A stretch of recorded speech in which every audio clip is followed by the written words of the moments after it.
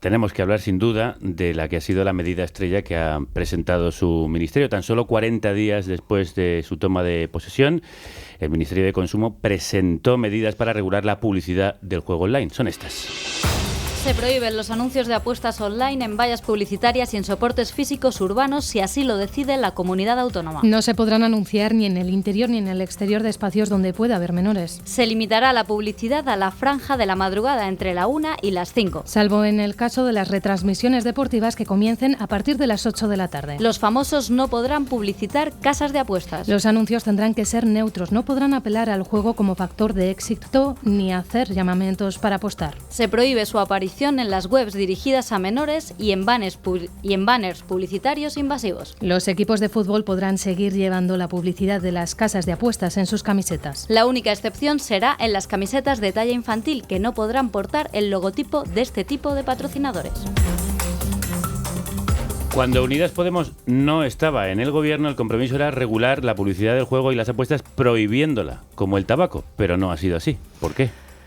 Porque nosotros lo que tenemos en el acuerdo dice que hay que homologar la publicidad del juego, de los juegos de azar y de apuestas, de forma similar a la del tabaco a lo largo de la legislatura. Y nosotros entendimos que, haciendo el diagnóstico de cómo estaba la situación, vimos que había una ley de la selva. Cualquier empresa de apuestas puede publicar cualquier tipo de mensaje en cualquier soporte y a cualquier hora, y que eso lleva siendo así 9 años, en los que el legislador había dicho que había que desarrollar un reglamento para controlar y regular la publicidad. Entonces valoramos las opciones y vimos que había dos: o modificábamos la ley del juego para poder ir a un enfoque prohibitivo, lo cual nos podía demorar más de 1 año y medio, y por lo tanto podía pasar 1 año sin tener nada, y sobre todo llegar a septiembre, porque un proceso legislativo conlleva esos trámites, conlleva empezar a modificar la ley dentro del gobierno, después llevarla al Parlamento y después una serie de meses. Por lo tanto, se demora suficiente el tiempo y podríamos acabar el 2021 incluso sin ningún tipo de reforma.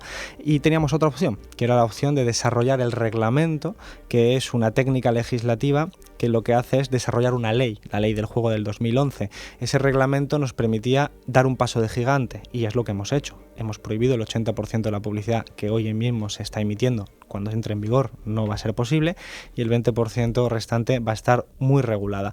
Pero esto se tiene que mantener dentro de un enfoque regulatorio, porque es un reglamento, es una cuestión técnica. Desarrolla una ley que la ley dice que la publicidad es legal. Por lo tanto, tenemos que permitir espacios de la publicidad para hacerlo. Haciendo esto, nos permitía tener antes de verano aprobada una legislación. En definitiva, para que se me entienda, para que en septiembre, con el inicio de los eventos deportivos, tuviéramos una regulación, esto era lo único que podíamos hacer. Hay gente que nos ha dicho: podíais haber esperado y haber hecho esto todo completamente, sin tanta prisa, y haber esperado. Pues bien, eso paradójicamente hubiera supuesto que en septiembre, octubre, noviembre estuviéramos como ahora. Pero entiendo que esto quiere decir que habrá después una legislación mucho más restrictiva. De hecho, nosotros lo hemos planteado ya, hemos dicho que esto era el primer paso. Es un paso de gigante, insisto, porque no podemos menospreciar el salto que significa de la ley de la selva a una regulación que prohíbe el 80% de la publicidad.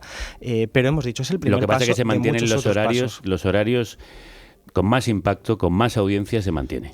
Se mantienen unos horarios que son a partir de las 8 de la tarde siempre que haya un evento deportivo. Es decir, la mayor parte de la publicidad que ven, claro, todos los que nos están oyendo... radios y televisiones, de lo que viven es precisamente de esos horarios de máxima audiencia, que son a las 8 de la tarde cuando empiezan los eventos deportivos. Realmente nosotros hemos hecho un análisis bastante riguroso, técnicamente impecable, y 7 de cada 10 partidos de fútbol, por ejemplo, son antes de las 8 de la tarde. Es decir, nosotros no negamos que hay un espacio de publicidad donde va a estar legalizada, por cierto, estrictamente regulada. No se van a poder hacer los anuncios que se están haciendo ahora, van a tener que ser mucho más grises para no invitar al uso compulsivo. Pero en todo caso... ¿En qué sentido grises? Pues por ejemplo, no puede haber famosos, no puede decir apuesta ya, no pueden hacer llamamientos directos a apuesta ahora que Messi va a meter un gol, porque está absolutamente regulado para que sea una publicidad de tipo gris, publicidad legal, insisto, que es la restricción técnica, pero que evidentemente no incite al comportamiento compulsivo. ¿A quién consideramos famoso?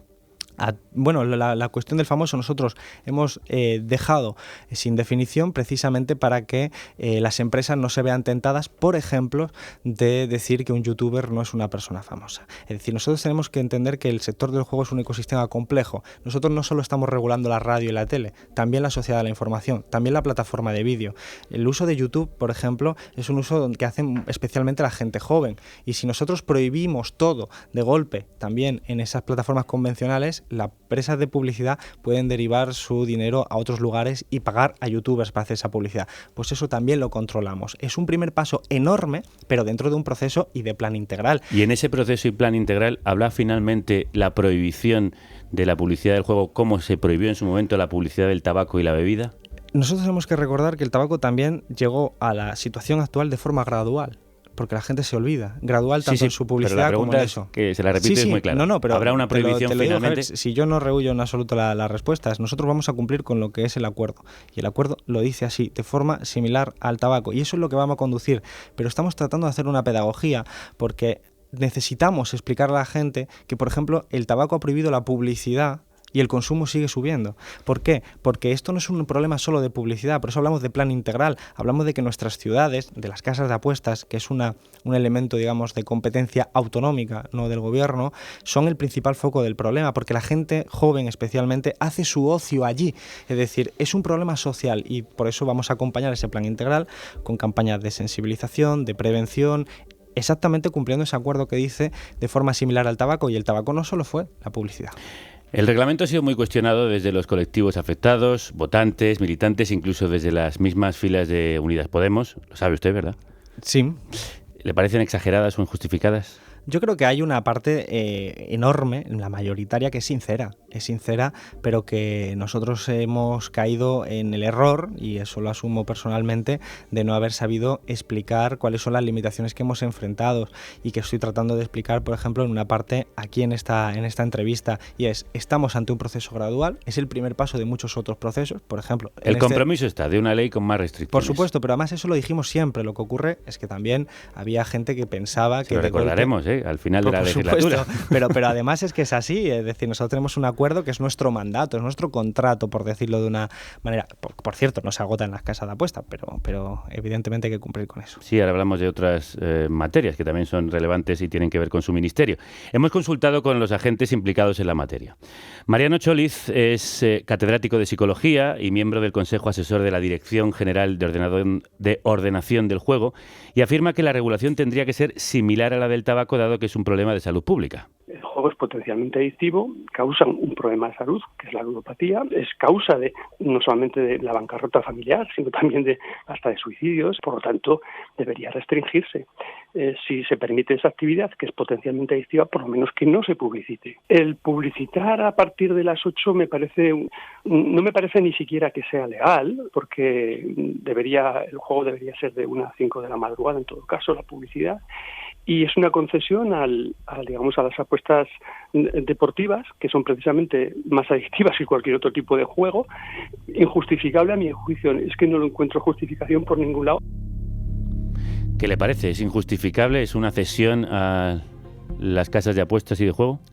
Yo creo que... Ceder ese espacio... Pero claro, también, perdóneme, señor Garzón, sí, que ustedes legislen en otros horarios, pero que justo en ese espacio no legislen o permitan que haya publicidad, no termino de entenderlo. ¿Por qué no va a ser legal también restringir esa franja? Porque es el horario de protección infantil, que alcanza hasta las 8 de la tarde. Es la ley general de audiovisual.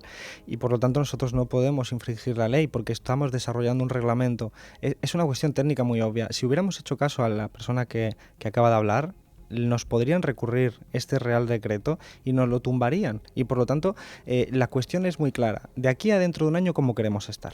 ¿Queremos estar con una ley que hemos iniciado con grandes expectativas pero que nos la tumban? ¿Queremos no tener nada o queremos tener un primer paso de gigante? Yo opté por este primer paso de gigante. Asumo que hay gente que hubiera preferido incluso tener un enfrentamiento brutal contra las instituciones jurídicas, pero lo cierto es que si haces una norma mal, te la tumban. Le han acusado de haber cedido a las presiones tanto de los lobbies del juego como de los propios medios de comunicación que viven en gran parte de esta publicidad. que usted tuvo reuniones con ellos y que eso le hizo ceder. Bueno, nosotros hemos tenido reuniones con todo el mundo y además han sido públicas, la puse en Twitter, la pusimos en nota de prensa y a pesar de todo ha habido gente que ha dicho que era una teoría de la conspiración porque me reuní de forma discreta. Nosotros respetamos ese tipo de argumentos, pero no tienen cabida en la realidad. O sea, yo he escuchado a todos los actores y efectivamente las casas de apuestas pierden mercado, porque no pierden dinero. Los medios de comunicación pierden dinero, pierden mucho dinero de hecho, porque salieron de la crisis con el recurso a este tipo de publicidad, pero han asumido que se tienen que comer porque hay una preferencia por la salud pública y que es un proceso gradual y nos hemos reunido con asociaciones de consumidores. ¿Aceptarán ese proceso gradual desde las casas del juego? Pues hombre, aceptarlo tienen que aceptar, lo único que no les gustará, igual que no les gusta este Real Decreto, es decir, lo que pasa que tienen otra forma de hacer llegar su opinión negativa y las redes sociales están copadas por otro tipo de perfiles socioeconómicos, pero las casas de apuestas nos manifestaron, igual que los medios de comunicación, que esto les hace un agujero enorme. Se calcula de en torno a 150 millones de euros lo que pueden perder en ingresos de publicidad y esto es lo que sería con este Real Decreto, insisto, un paso de gigante que es el primero. Queríamos evitar, desde luego, que pudiéramos ser interpretados como un ministerio incompetente. Nosotros hacemos una norma que es la vía más rápida para hacer cosas, para tenerlo en septiembre. Evidentemente tiene sus restricciones, evidentemente nos hubiera gustado llegar más lejos, pero eso tendrá que ser en un proceso gradual. Perdone que le he interrumpido cuando iba a hablar de que se habían reunido con los actores sociales. Nosotros también les hemos pedido su opinión. Desde la Coordinadora contra las Casas de Juego de Madrid, su portavoz, Jesús Costa, nos ha trasladado la preocupación que existe en los barrios y desde la Federación Española de Jugadores de Azar Rehabilitados, su director técnico valora así las medidas como insuficientes. Para fijar la parte principal es que no se establecen medidas de prevención y campañas de información a la ciudadanía sobre los peligros que puede tener el juego de azar. A nivel concreto, tanto los horarios de protección infantil como los tipos de mensajes nos parecen insuficientes. Nosotros estamos en contra de las casas de apuestas y por tanto en contra de la publicidad y del juego online. Con toda aquella regulación que no sea la prohibición nos parece irrisoria y nos parece que se está riendo de nosotros y de todo el movimiento de lucha en contra del juego. La preocupación que todos los sectores populares de los barrios obreros tenemos que es que eso va a producir o va a seguir, mejor dicho, produciendo el aumento del juego en nuestros barrios, en nuestros jóvenes. ¿Qué tiene que decirle a estos representantes de barrios obreros que piensan que se están riendo de ellos? Bueno, nosotros estamos en contacto con ellos de forma permanente y discrepamos en algunos enfoques, pero que a veces solo simplemente implican hablar y resolverlo, porque las casas de apuestas presenciales no las podemos cerrar porque somos el gobierno y eso es competencia de la comunidad autónoma. Vamos a abordar ahora una forma para cumplir con el mandato que es el acuerdo del gobierno de coalición sobre las casas de apuestas presenciales. Eso es parte del plan integral. Y con la cuestión de la prevención que planteaba precisamente la Federación, nosotros no está incorporado en el Real Decreto, pero ya está dentro del plan integral, como otra serie de cuestiones que no están en el Real Decreto, como la regulación de las lot boxes, que son las cajas de recompensa de videojuegos. Es decir, el Real Decreto es el primer paso, pero ya va acompañado de otra serie de normativas que técnicamente se van a ir aprobando también de forma lo antes posible para ir acompañando todo este proceso de lucha contra un proceso muy peligroso desde el punto de vista de la salud pública, pero que tiene un sesgo de clase evidente, porque afecta especialmente más a aquellas personas y familias pues que están en una situación de desempleo, que están en una situación de incertidumbre y que pueden creer que por esta vía es un atajo a recuperar su situación financiera y al final esto no son sino juegos de azar, por lo tanto hay una pérdida bastante cuantiosa en muchos casos que lleva a la destrucción de las relaciones personales, familiares, sociales, pero abordar este tema tiene que abordarse con rigor y determinación y las dos cosas son compatibles. Lo que se nos pide muchas veces es determinación sin rigor, lo que produciría pues la ausencia de normativa y por lo tanto sí que sería un fracaso y a veces se nos pide pues desde luego cosas que son técnicamente imposibles en 2 días. Pues hablemos de si es técnicamente imposible. Acaba usted de decir que las comunidades autónomas son quienes pueden cerrar las casas de apuestas presenciales. En su programa, el programa de Unidas Podemos, decían: acabaremos con esas casas de apuestas online y presenciales en 2022. Nuestro objetivo es que el 90% de estos establecimientos hayan cerrado. ¿Es técnicamente posible hacerlo?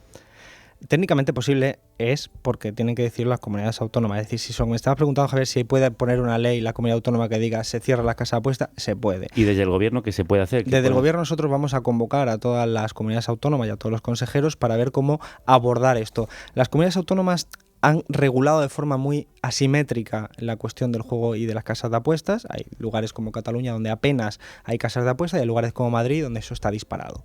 Y por lo tanto, cada uno ha hecho su regulación. Y nosotros tenemos que ir hacia un modelo de homogeneización y ver si el hecho de que sea una afectación a la salud pública nos permite también como gobierno tener más capacidad. Lo que ocurre es que esto que se hizo, por ejemplo, con el caso del tabaco, en el tabaco la Organización Mundial de la Salud establece que si te fumas un cigarro te afecta de forma negativa el 100% de las veces. En el caso del juego es unos indicadores lamentables porque estamos hablando de las casas de apuestas de un 25% de las personas que juegan pueden y desarrollan algún tipo de patología o trastorno de juego, pero el juego es un ecosistema muy complejo. El 85% de la población española juega a lotería de Navidad, juega a cupones de la ONCE y todo va en el mismo mercado. Por lo tanto, lo que planteo es que nuestra determinación, que es plena y cuando hemos hablado con estos actores que acabamos de escuchar, lo comprenden y lo comparten. Por ejemplo, la Federación, que son jugadores rehabilitados, entienden que no es un paso atrás ni es una cesión. Llevan 9 años sin ningún tipo de regulación y de repente dan un paso de gigante. Eso lo entienden, aunque les gustaría incorporar más cosas. A nosotros también,